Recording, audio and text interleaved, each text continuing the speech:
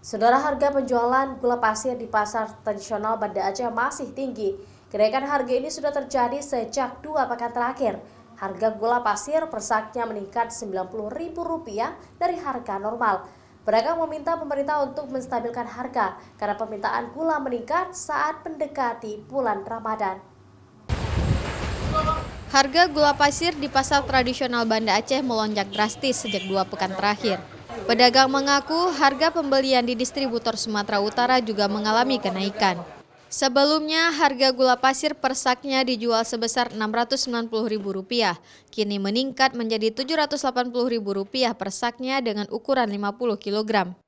Sedangkan harga di pengecer, gula pasir dijual seharga Rp17.000 per kilogram, dari harga sebelumnya dijual Rp13.000 per kilogram. Harga gula sekarang 780, sebelumnya kan 690, jadi naik drastis gitu, meningkat, makin meningkat. Kenapa, Bang? Nggak tahu juga kita orang tuh ya, mungkin orang ini mau stok barang untuk bulan puasa ya. Meski harga gula pasir masih tinggi, namun permintaan pasar meningkat karena tradisi masyarakat Aceh yang membeli gula untuk stok menjelang Ramadan. Pedagang meminta pemerintah Aceh untuk menstabilkan harga pembelian pemerintah atau HPP yang sebelumnya ditetapkan dengan harga Rp12.500 per kilogram. Mereka mengaku sejak awal 2020 sejumlah bahan sembako mengalami kenaikan harga, sehingga mempengaruhi harga jual beli di pasar.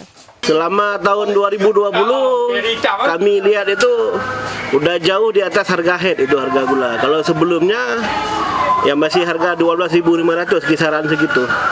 Kalau harga untuk sekarang, kalau harga di tingkat pengecer kecil mungkin sekitar 17.000. Sebelumnya? Sebelumnya sekitar kisaran 12.500 sampai 13.000. Stok gula pasir di pasar sembako ini masih cukup hingga menjelang Ramadan tiba, karena permintaan pasar dan kebutuhan rumah tangga terus meningkat hingga sebulan ke depan.